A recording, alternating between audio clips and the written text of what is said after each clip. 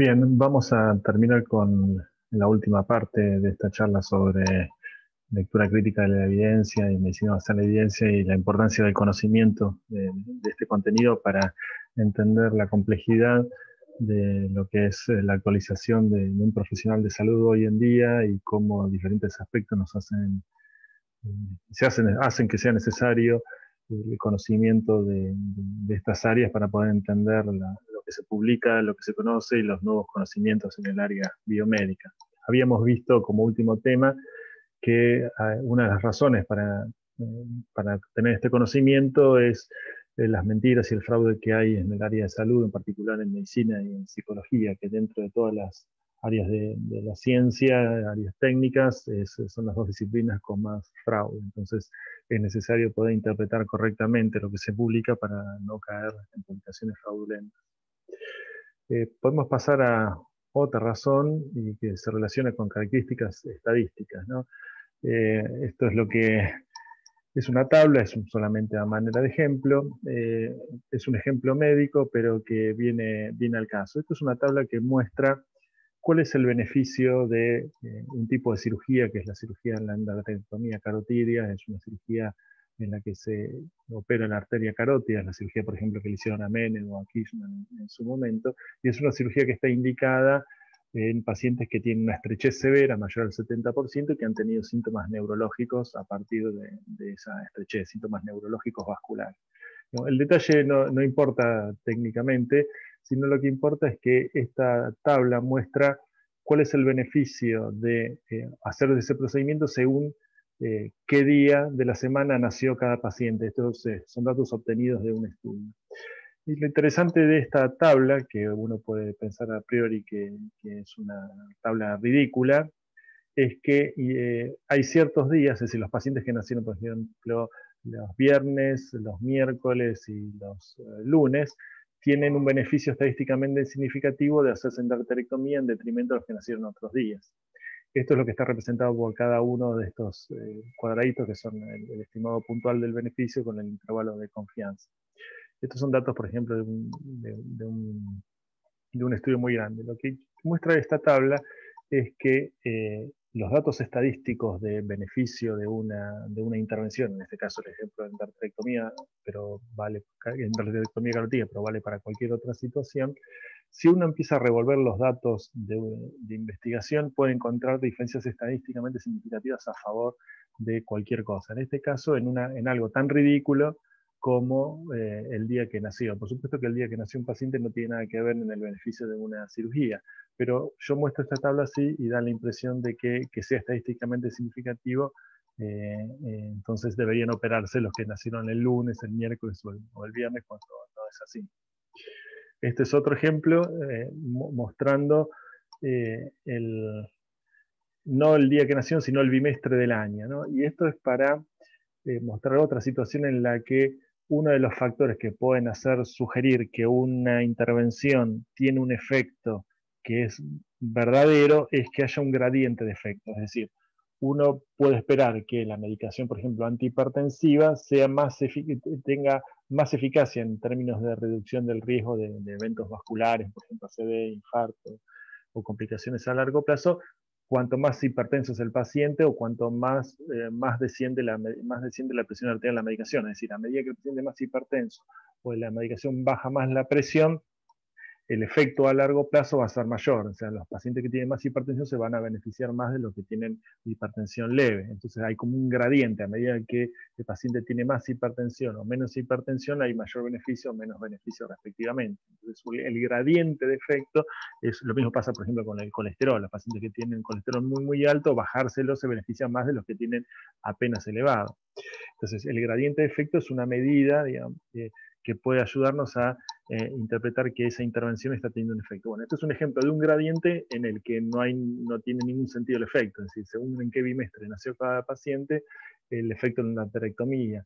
Parece haber un gradiente según pase de las épocas, esto en realidad está hecho en el hemisferio norte, de las épocas, digamos, primaverales a las épocas otoñales, y sin embargo esto es es una tabla que está hecha con datos reales, pero que está hecha solamente revolviendo entre los datos sin ninguna plausibilidad biológica y sin ningún sentido médico. De vuelta, el objetivo de mostrar esto es mostrar que mostrar datos numéricos con significancia estadística por sí sola no quiere decir nada. Esto es otro ejemplo de lo mismo. Entonces, es lo que en los metaanálisis se conoce como el dogma del rombo. Si los metaanálisis son un tipo de estudio que condensan información de diferentes estudios individuales, y los mejores, son estudios muy valiosos, y los mejores metaanálisis están en función de estudios de ensayos clínicos aleatorizados. Entonces, lo que les quiero mostrar es cómo es necesario el conocimiento de cómo se hace un metaanálisis, de cómo se interpreta y de qué contenido tiene, para poder después interpretar el rombo, que es el resultado final, lo que resume cuantitativamente la significancia estadística o no de una intervención. Y si uno va directamente a ver eso, se puede confundir sin entender lo que sucede. Es otro ejemplo más, como otros que habíamos visto antes, de la necesidad del conocimiento de lectura crítica. Entonces, esto es algo más técnico, pero estos son dos estudios ficticios, en los que cada metaanálisis, cada una de estas tablas representa una intervención y un metaanálisis con análisis de cada uno de estos barras, que son un estudio individual. Los dos gráficos tienen los mismos estudios, sin embargo, el rombo da valores un poquito diferentes, mientras que en este que tiene el título de efecto fijo, el odds ratio, que es una medida de efectos de 0,84, 0,72 a 0,98, lo que sería estadísticamente significativo. En este otro modelo, para el mismo tipo de estudios, los mismos datos, el rombo da un valor no estadísticamente significativo, va de 0,65 a 1,12. ¿Y esto por qué es? Esto es porque según qué criterio se utiliza para analizar estos datos, se utilizan modelos estadísticos diferentes. Uno se llama efecto fijo, otro efecto aleatorio. No es el motivo de esta charla explicar por qué se usa uno u otro y qué diferencias tiene, pero basta decir que si uno no conoce todo esto y va a ver solamente el rombo, depende de cómo haya hecho el autor, uno u otro puede interpretar que la intervención es estadísticamente significativa o no. Entonces, cada una de estas intervenciones de esta forma de análisis estadístico, perdón, tiene su criterio y su forma de aplicación según cómo son los datos de los estudios individuales que se comparan. Y esto es parte de lo que se necesita saber para entender cómo está hecho un metaanálisis. Entonces es más importante entender cómo está hecho que mirar el rombo finalmente. Otro tipo de estudios muy común, y esto es muy común en los medios de difusión, en los diarios sobre todo, es hablar de correlaciones. Las correlaciones son dos variables que van de la mano y frecuentemente se malinterpreta la correlación como una relación causal. Es decir, si yo digo, bueno, ¿cuál es la correlación entre la estatura de mis hijos desde que nacieron ahora y el precio del combustible? Voy a ver que hay una relación 1 a 1, hay una correlación perfecta. Si mis hijos crecieron en altura y aumentó al mismo tiempo el precio del combustible. Entonces, a medida que aumentó uno, aumentó el otro. Entonces, eso quiere decir que mis hijos se alimentan de combustible. Bueno, por supuesto que esto es un ejemplo grotesco y ridículo, pero eso no es otra cosa que una correlación perfecta. Hay una página, bastante nerd por cierto, que se dedica a que la gente suba correlaciones sin sentido, ¿no? Para mostrar cómo hay correlaciones que son estadísticamente significativas, pero que no tienen valor científico de ningún tipo. Entonces, por ejemplo, en rojo está los doctorados en ingeniería civil y la correlación que tiene con el consumo per cápita de queso mozzarella en Estados Unidos. Hay una alta correlación, fíjense que las curvas a lo largo de los años tienen un mismo patrón. Otro ejemplo similar está en un color más bordeaux, el número de personas que se ahogó por caerse en una pileta en correlación con el número de películas en las que aparece el actor Nicolas Cage. ¿Sí? Los dos tienen curvas parecidas, sin embargo no tienen nada que ver una con la otra. Otro ejemplo es la importación de petróleo desde Noruega, la curva verde, comparado con personas que fallecieron por colisión contra las vías del tren. Entonces hay una alta correlación de cosas que no tienen nada que ver una con la otra. Y así hay un montón de ejemplos. Este es, frecuencia de divorcio en el estado de Maine. comparado con el consumo de margarina en Estados Unidos. De vuelta, situaciones, cosas que no tienen nada que ver y cómo las curvas, si uno las compara, pueden ser perfectamente equivalentes o tener una alta correlación sin ningún tipo de causalidad. La correlación sirve para establecer asociaciones y son un punto de partida inicial muy importante, sobre todo en estudios epidemiológicos. Por ejemplo, el caso histórico, para citar un ejemplo, es lo que sucedió con los investigadores del CDC, del Centro de Control de Enfermedades de Estados Unidos, cuando aparecieron los primeros casos de SIDA a principios de la década del 80. Ellos no se conocía la enfermedad, no se sabía cuál era la causa, entonces empezaban a hacer cuestionarios enormes a los pacientes y a los familiares de los pacientes que tenían las primeras formas de neumonía por Pneumocystis carini, y se empezaron a partir de esos cuestionarios se empezaron a hacer correlaciones de diferentes variables, solamente como punto de partida para estudiar si esa asociación podía llevar a una búsqueda causal o como punto de partida para un desarrollo de una línea de investigación que explicara lo que era lo que estaba sucediendo, pero de ninguna manera les permitía interpretar que las asociaciones que encontraban eran factores causales por sí solos. Entonces, cuarta razón es que la significancia estadística no alcanza. Hay que conocer cómo se llega a esa significancia estadística, qué métodos estadísticos se utilizaron, qué pruebas hay que utilizar en cada caso, y esto es muy frecuente y es un error importante, interpretar que uno debe saber matemáticas y cuestiones matemáticas para entender esto. En realidad es un conocimiento más conceptual y de diseño. Según ciertas características de diseño del tipo de estudio, uno aplica tales pruebas estadísticas respecto de otros y las interpreta en función de ese conocimiento, más que de un conocimiento matemático. Si alguien además quiere aprender estadística, bueno, perfecto, este es un conocimiento que nunca está de más y que sirve, pero no pasa por ahí el aspecto fundamental de lo que se quiere transmitir. Por otra parte, a la inversa, no hay que mirar el análisis estadístico y el resultado de la P o el resultado del rombo, sino que lo importante es ver cómo está diseñado y leer los materiales y métodos para entender cómo está hecho un estudio.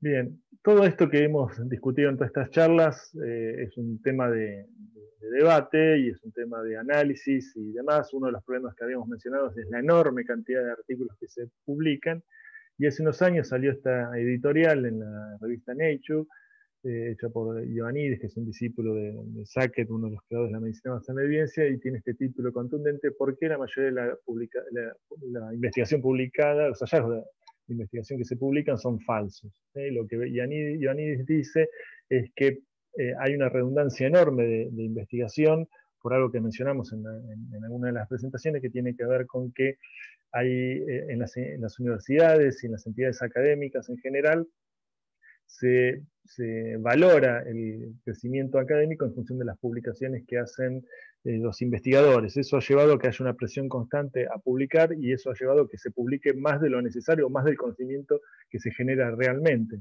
Entonces hay muchas publicaciones redundantes que se hacen solamente para completar currículums y para ascender en el rango académico, pero que no aportan conocimiento nuevo relevante. Y esto está reflejado en esta otra publicación, que es del rector de una universidad holandesa que fue catalogada en aquel momento como la universidad número 1 del mundo en cuanto a su calidad de enseñanza y al nivel de publicaciones que tenía.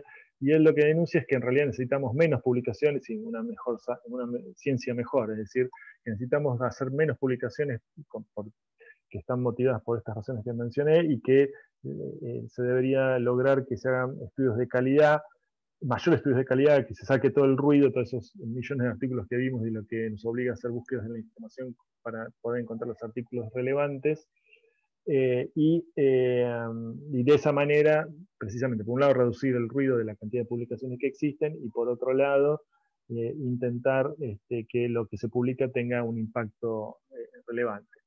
Una cosa que me olvidé de mencionar de esta publicación, de esta editorial que les mencionaba, es que uno de los aspectos por el cual dice que la mayoría, Ioannidis dice que la mayoría de las publicaciones son falsas, se relaciona con el hecho de que solamente por azar, por una distribución, por azar, debería haber una distribución pareja entre estudios que están a favor de una intervención, por ejemplo, supongamos que todas las publicaciones son de fármacos.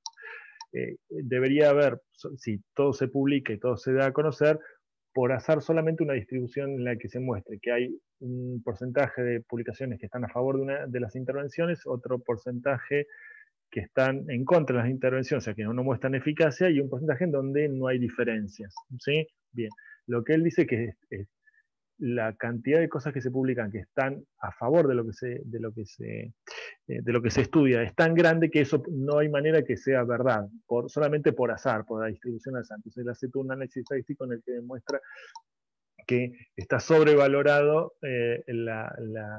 está sesgada la investigación que se publica por no solo por el sesgo de publicación de que se tiende a publicar lo que da resultados positivos, sino porque la misma investigación en sí como un todo tiene una tendencia sesgada a encontrar cosas que realmente no son.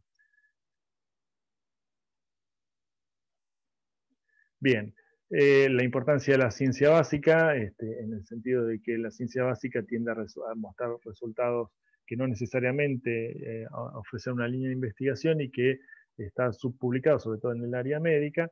Y este es otro artículo del mismo autor que les mencionaba antes, Ioannidis, que tuvo un impacto muy grande, donde dice que la medicina basada en la evidencia ha sido secuestrada. Les leo brevemente el texto, la parte más relevante. Dice, a medida que la medicina basada en la evidencia se ha vuelto más influyente, ha sido secuestrada para servir a prioridades diferentes de las que originalmente poseía. Los ensayos clínicos aleatorizados más importantes se realizan fundamentalmente por y para el beneficio de la industria, en especial la industria farmacéutica. Los metaanálisis y las guías las guías de práctica clínica se han convertido en una fábrica que también apoyan intereses entregados.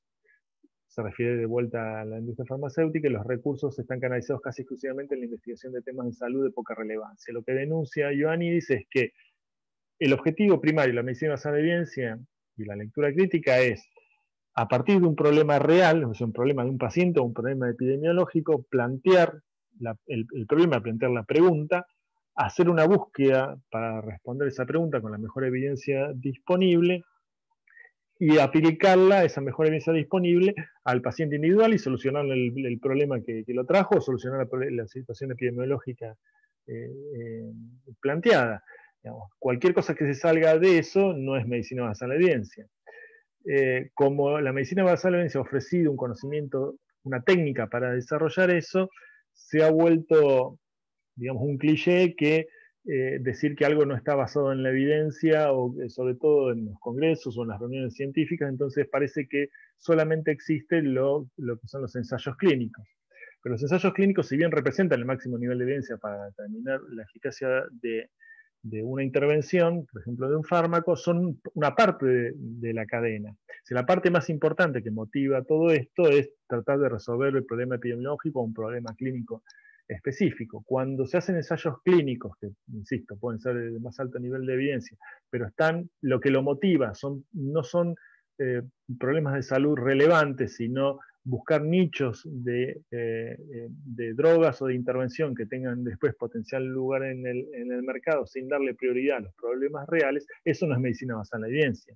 Eso es, en todo caso, utilizar precisamente la medicina basada en la evidencia para demostrar que algo sirve, pero sin que eso, cuando digo sirve me refiero a eficacia, sin que sea realmente efectivo o sin que realmente sea relevante para su aplicación en la práctica habitual. Es decir, no tiene nada que ver que haya un ensayo clínico que demuestre que tal intervención sea eficaz con que sea clínicamente relevante o que sea epidemiológicamente relevante, ¿no?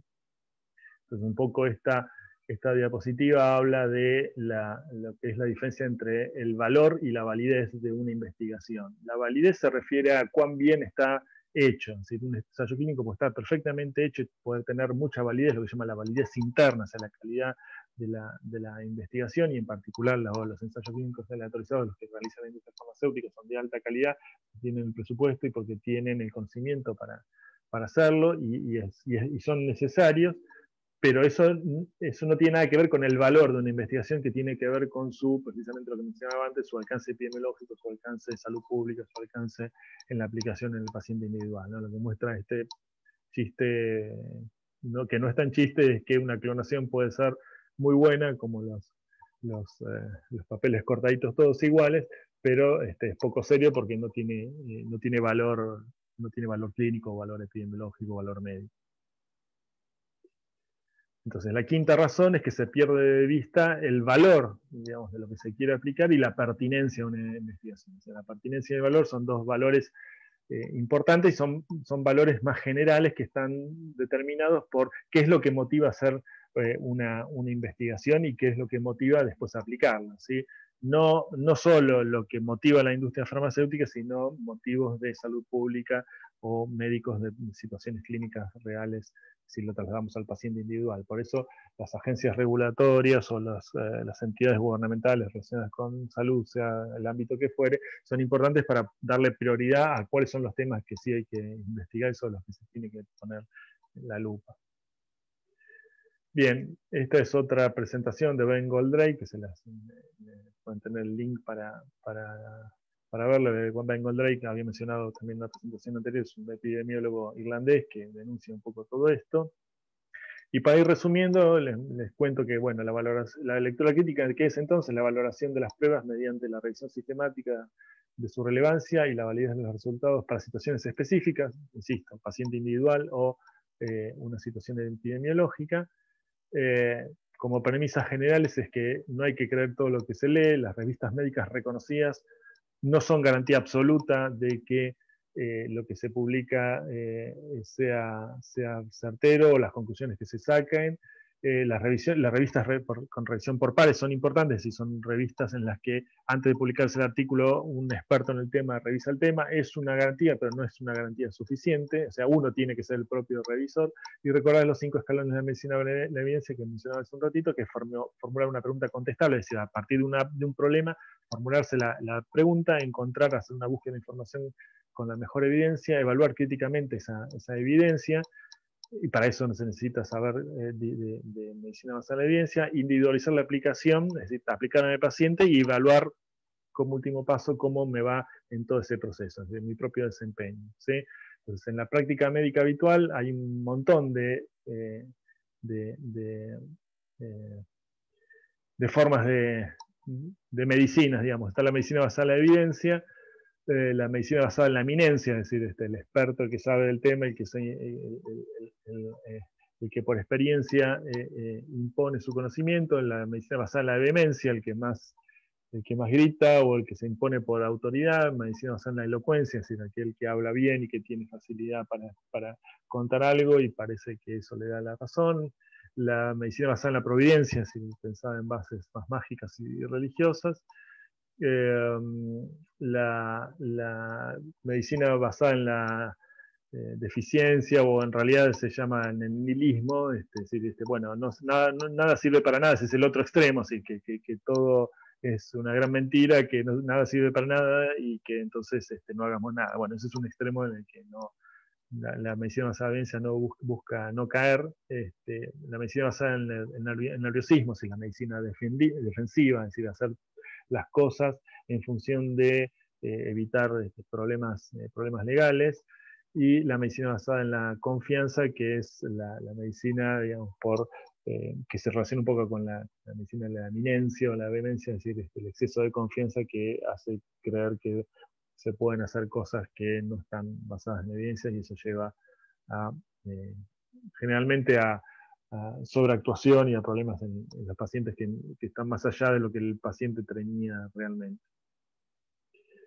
Bien, mitos de la medicina basada en la evidencia, de la lectura crítica, que voy a encontrar información. Mito 1, que voy a encontrar información válida y útil si restringo mi lectura a revistas destacadas. Bueno, vimos que no, así las revistas de alta calidad tienden a tener artículos de alta calidad, pero eso no es suficiente. Mito 2, que la lectura crítica requiere mucho conocimiento estadístico. No es así, se requiere sí de conocimiento de diseño de los ensayos clínicos y de los diferentes tipos de estudios, pero no de matemáticas, de análisis estadístico.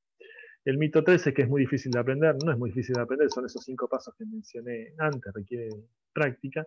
Y el mito 4, que es mucho trabajo, requiere de una técnica, y una vez que uno tiene esa técnica más aceitada, se hace mucho más sencillo hacer esa búsqueda. Bien, esto es para cerrar. Muchas de estas cosas que mencioné en toda esta charla están en este libro que publiqué hace 2 o 3 años, que espera usted la medicina, de la editorial del Hospital Italiano. Si a alguien le interesa, bueno, está disponible para todos. Así que bueno, muchas gracias y espero que les haya resultado de interés para todos.